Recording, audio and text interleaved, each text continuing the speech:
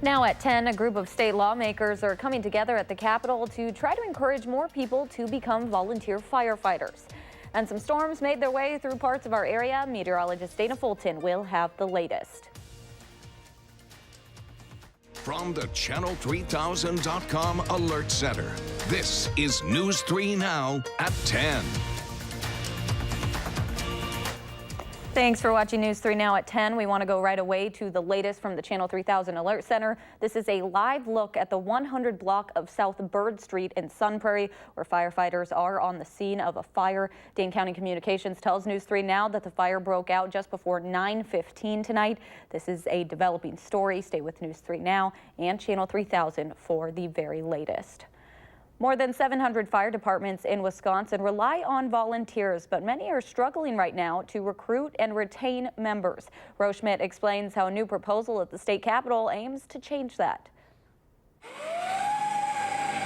At the Belleville Fire Department, we operate 365 days a year. The time involved cannot be overestimated. So it takes out holidays and other family events. Juggling a full-time job, a family, and a volunteer firefighting position can be difficult. We're 100% volunteer. Deputy Chief Chance Kazmarski says keeping volunteer firefighters around has been a challenge, but his department is lucky in that recruitment hasn't been. As it stands right now, our roster's full, and we actually have applicants on the desk of people interested in joining the department. But many other departments around the state aren't faring so well. That's why Senator Patrick Testin is hoping to incentivize people to join. Right now, there really isn't any incentive whatsoever. And in today's day and age where it's so difficult to attract people into certain professions, we're trying to remove any hurdles into entry into this type of work. Testin and 3 other lawmakers are still ironing out details. But right now, they're looking at providing tax credits to volunteer firefighters and EMS workers to help reimburse them for equipment, training, and travel expenses. Plus, new members would get tax credits when they join the departments. We want to lure them in and then hopefully keep them there, so then after 5 years, that tax credit would increase. As for those already in the field, they recognize that not having enough volunteers could have life-threatening consequences. It means there's a delay in response because now you're waiting for a fire truck to come from another community. But also recognizing that incentives, I think they could help. I don't think they're going to hurt. Aren't why they're in this field. Ultimately, our firefighters aren't here looking for money or tax credits. They want to serve their community and do what's right by their neighbors. And if you're just starting to think about what you want to be when you grow up, a firefighter, many departments would be glad to have you. In Belleville, Rose Schmidt, News 3 Now. Senator Testin is meeting with other lawmakers on Tuesday to combine 2 bills on this issue into one. He's confident it will have bipartisan support.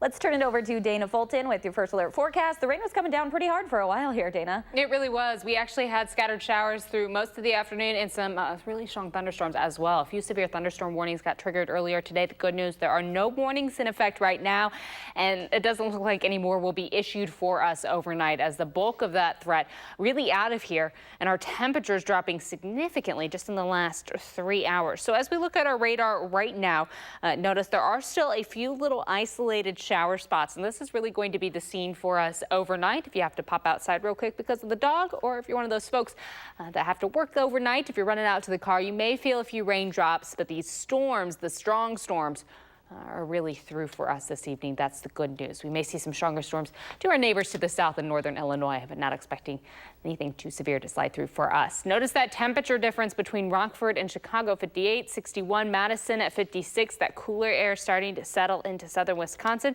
Compared to this time yesterday, it's not a really big difference, plus or minus a degree or 2, depending on where you're at. Just know that by tomorrow afternoon, it's going to be about a 20-degree drop for our afternoon highs. Temperatures will struggle to get to the upper 50s for your Monday, and we're looking at more shower chances for much of this week. We'll take a closer look at what's ahead for your full work week in just a few minutes. Amanda? Thank you, Dana. And several viewers sent us some great shots of the storm tonight. If you have a photo to share, you can always send it to us by going to channel3000.com or by sharing it on our Facebook page. And you can stay alert to weather conditions by downloading our free weather app. Just do a search for Channel 3000 in your app store. New information tonight about an explosion in Illinois. 3 people are confirmed dead tonight, including 2 from Wisconsin. This afternoon, rescue workers recovered the body of one of 2 people missing after Friday's explosion at the AB Specialty Silicone Factory in Waukegan. One more body is believed to be located in the rubble of that plant. They are working under the entire building at this point. This is a very difficult situation. One of the lives lost, 53-year-old second shift supervisor Byron Bine. He lived just outside of Union Grove, Wisconsin. Survivors say he saved lives by telling everyone inside to evacuate after realizing something was not right. His neighbors are in shock. I was devastated. It was because you don't think your neighbor would ever this happen to your neighbor, and a friend. I mean, it's just things just don't like happen around.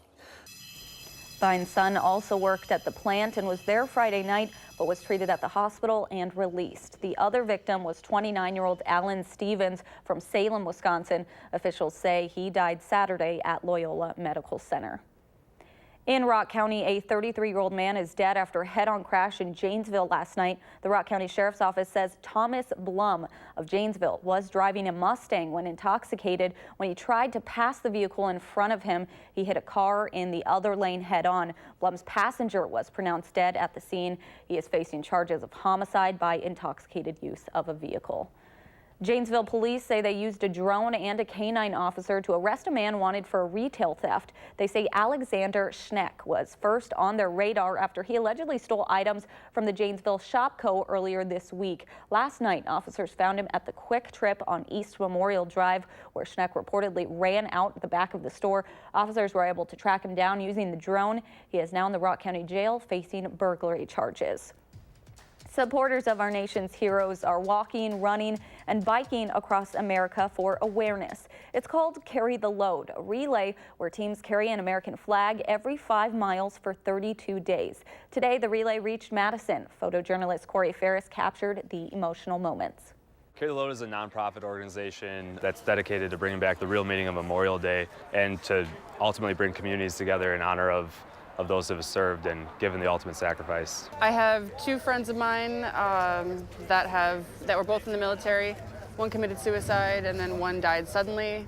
Both soldiers, both serving, and I'm caring for them. I'm actually still mourning and celebrating the life of Katie Barrios. She was a Middleton police officer that died a week ago on Thursday from brain cancer. I work as a firefighter paramedic for Madison. We are very tight-knit communities, and here in Madison we work with a lot of veterans and guys who are still active with the Guard or Reserve capacity.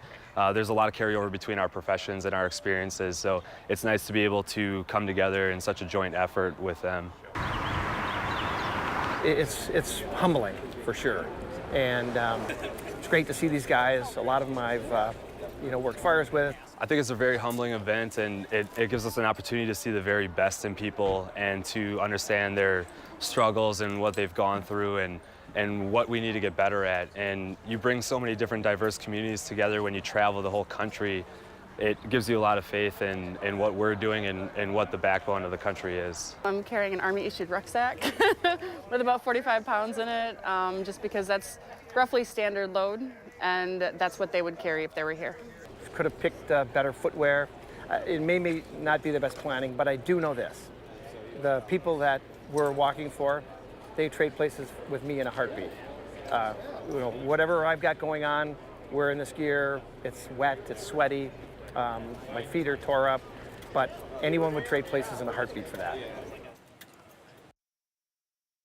The relay is done in 3 teams: West Coast, Midwest, and East Coast. The Midwest route started in Minneapolis and will end in Dallas. They will travel a total of 3,900 miles.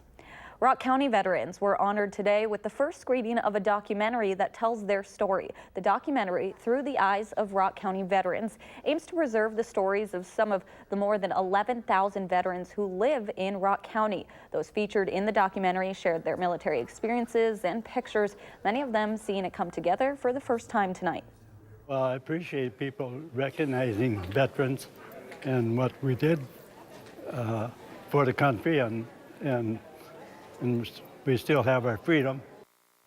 The documentary was produced locally by the Rock County Leadership Development Academy and Drywater Productions. Proceeds from the screening will go to Vets Roll, a local organization that brings World War II and Korean-era veterans to Washington, D.C. by motorhome so they can see the monuments dedicated to their service. Next up on News 3 Now at 10, Consumer Reports tests the most popular egg-shaped grills to see which should top your list.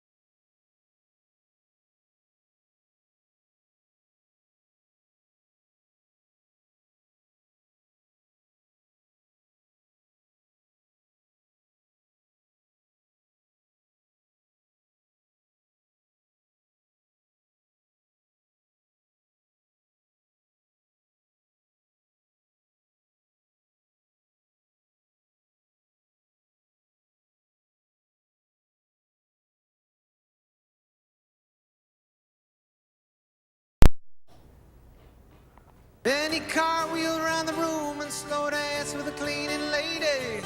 He was a one-man party. You know I'm talking about my friend Chris Farley.